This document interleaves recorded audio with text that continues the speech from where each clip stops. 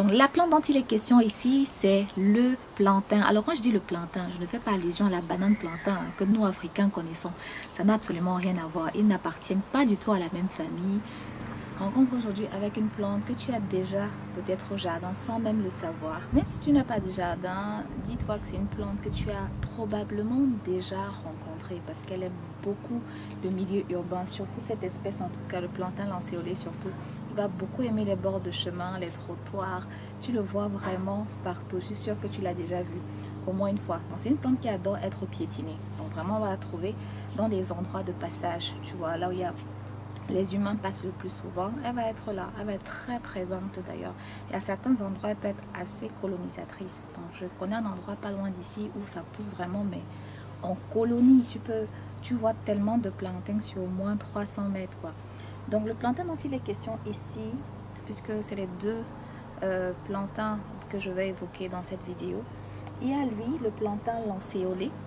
Donc il y a des feuilles comme ça, assez élancées justement, en forme de lance. Et tu as aussi une autre espèce, le Plantago major, donc le grand plantain, qui est beaucoup moins utilisé, lui, en cosmétique, tu vois, mais qui va aussi avoir quasiment les propriétés similaires, en fait, au plantain lancéolé. Alors, on l'appelle plantain lancéolé parce qu'il a des feuilles comme ça, qui sont très, très élancées, justement. Je te dirai en fin de vidéo comment la reconnaître. Bien sûr, je t'invite à rester jusqu'à la fin. On verra comment reconnaître le plantain lancéolé et surtout comment l'accueillir en respectant, en prenant certaines précautions. C'est important de le souligner. Alors, pourquoi je parle du plantain aujourd'hui? C'est une plante médicinale, c'est une plante sauvage, mais qui a des propriétés médicinales très intéressantes. Alors, le plantain lancéolé est le plus souvent sollicité en fait dans le traitement des problèmes, des maladies de la sphère respiratoire, donc tout ce qui va être bronchite, rhume, grippe également.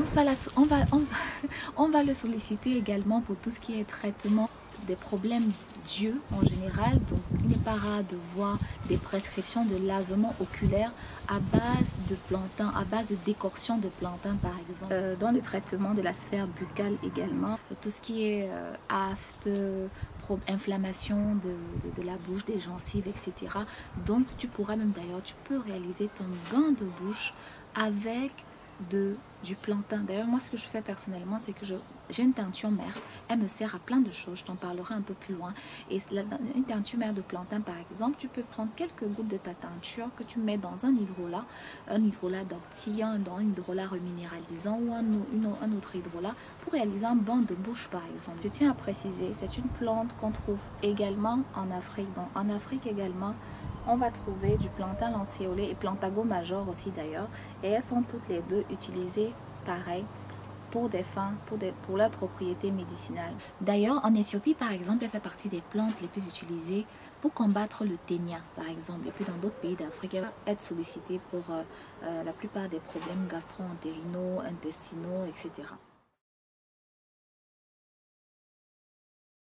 Alors, qu'est-ce qui va intéresser chez le plantain? Ce sont ses propriétés astringentes. C'est une plante qui resserre les tissus, c'est une plante qui est réparatrice, c'est une plante qui est cicatrisante et c'est une plante qui est anti-inflammatoire. Le plantain va être indiqué en cas de piqûre, en cas de démangeaison. Alors, c'est piqûre d'ortie, piqûre d'insectes, piqûre de moustiques aussi d'ailleurs. Dans la nature, tu te fais piquer par exemple, il suffit simplement de prendre ou même tu t'es même un petit peu égratigné, tu peux prendre des feuilles de plantain que tu fais froisser, puis tu presses vraiment entre les doigts jusqu'à obtenir une sorte de jus et tu frottes à l'endroit indiqué et c'est très efficace en fait pour favoriser la cicatrisation. Donc elle est intéressante pour ça, elle va vraiment stopper favoriser l'arrêt des saignements, tu vois. Donc elle a quand même une petite propriété hémostatique.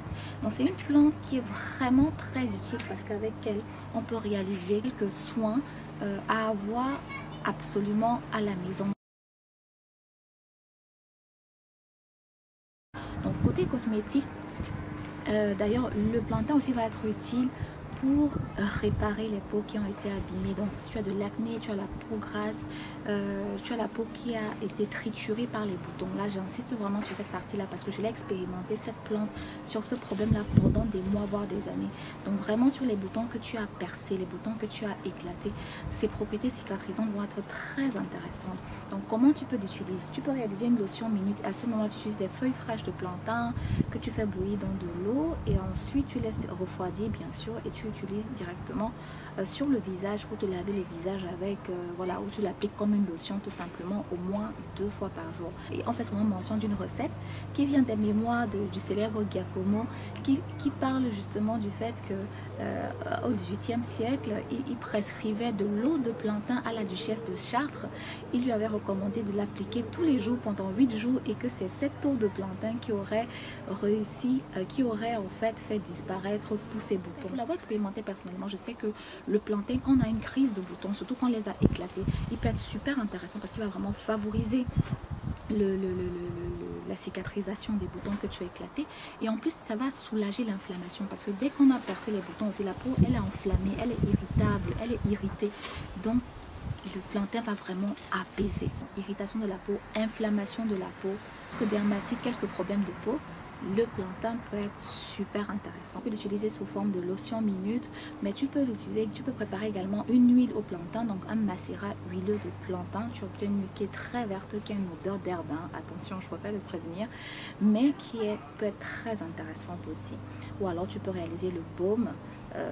Voilà, qui peut avoir aussi d'autres fonctions, qui peut servir à la maison et que tu peux faire glisser dans la trousse à pharmacie directement. Alors, 2 parties de la plante vont être sollicitées à ce moment-là.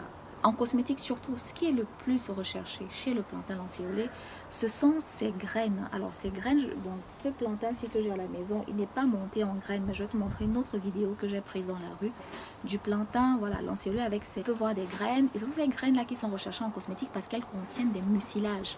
Donc au contact de l'eau, elles forment une sorte de substance mucilagineuse, donc assez gélatineuse, qu'on utilise sur la peau. Donc qui est recherchée en cosmétique pour ses propriétés adoucissantes, réparatrices, hydratantes également. Tu vois, donc on va surtout la rechercher en cosmétique pour ces mucilages parce que les mêmes mucilages vont permettre d'obtenir aussi des fixateurs pour les cheveux, un peu comme des gels fixants là, tu sais. Voilà, à peu près, c'est à peu près la même chose, ça fait à peu près le même travail. Je te mets tout le lien en barre de description et je te laisse avec la recette du baume au plantain. On se retrouve très vite dans une vidéo, dans une prochaine vidéo.